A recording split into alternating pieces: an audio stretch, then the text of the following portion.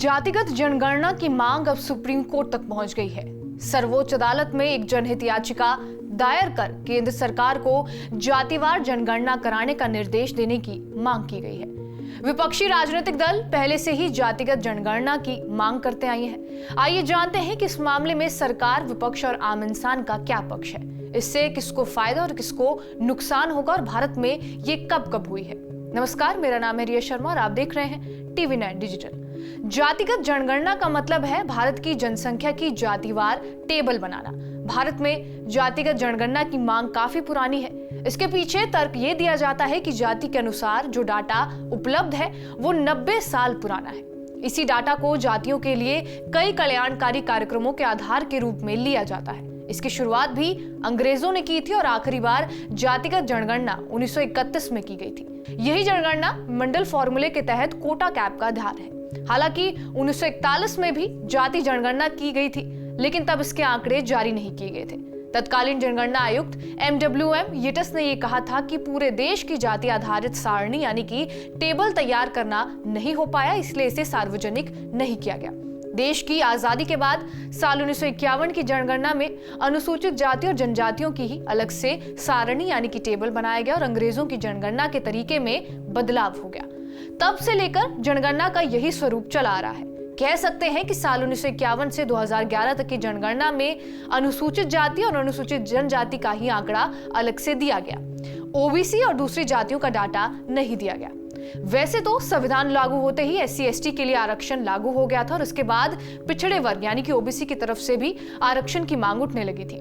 पिछड़े वर्ग की परिभाषा और विकास का स्वरूप तय करने के लिए पंडित जवाहरलाल नेहरू की अगुवाई वाली सरकार ने ही साल 1953 में काका कालेलकर आयोग बनाया।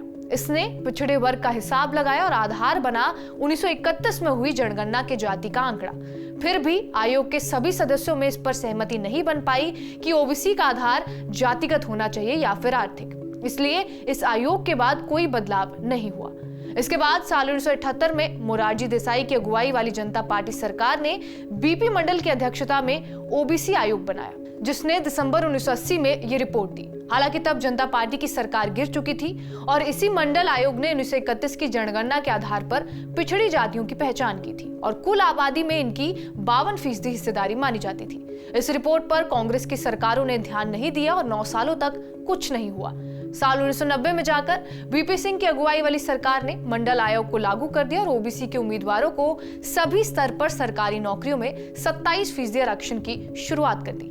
तमाम तरह के विरोध के बाद मामला सुप्रीम कोर्ट में पहुंचा तो उसने आरक्षण को सही माना। हालांकि इस आरक्षण की ज्यादातर सीमा 50% ही तय कर दी गई। साल 2010 में भी एक बार फिर लालू प्रसाद, शरद यादव, मुलायम सिंह और गोपीनाथ मुंडे जैसे नेताओं ने जातिगत जनगणना की मांग उठाई, पर कांग्रेस की अगुवाई वाली सरकार ने इस पर उत्साह नहीं दिखाया। हालांकि जब सरकार के सहयोगियों का दबाव बढ़ता रहा तो मनमोहन सिंह की अगुवाई वाली सरकार ने इस पर विचार किया और 2011 में बनी प्रणब मुखर्जी की अगुवाई वाली एक कमेटी ने जातिगत जनगणना के पक्ष में ही सुझाव दिया। सरकार ने 4,893 करोड़ रुपए खर्च करके जनगणना करवाई, जिसमें हर जिले के हिसाब से पिछड़ी जातियों की गिनती हुई। इसका आंकड़ा सामाजिक न्याय और अधिकारिता मंत्रालय को दिया गया। हालांकि इसका कोई आंकड़ा आज तक जारी नहीं किया गया है।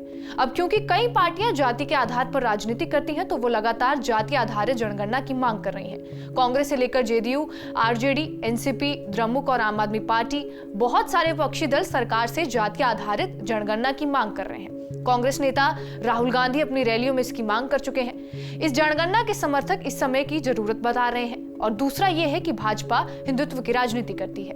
हिंदुओं में भी पिछड़ी जाति के वोटरों की अच्छी खासी संख्या है और अगर पिछड़ी हिंदू जातियों को विपक्ष अपने पक्ष में कर लेता है तो भाजपा का बड़ा वोट बैंक खिसक जाएगा। साल 2021 के जुलाई में संसद में केंद्र सरकार से जब जातिगत जनगणना पर सवाल पूछा गया था तो 2021 की जनगणना जातिगत होगी या नहीं, अगर नहीं होगी तो क्यों नहीं होगी। इस पर सरकार का लिखित जवाब ये था कि पहले की तरह सिर्फ और सिर्फ SC/ST का ही अलग से आंकड़ा तैयार किया जाएगा, यानी OBC जातियों की सारणी तैयार करने की कोई योजना नहीं है।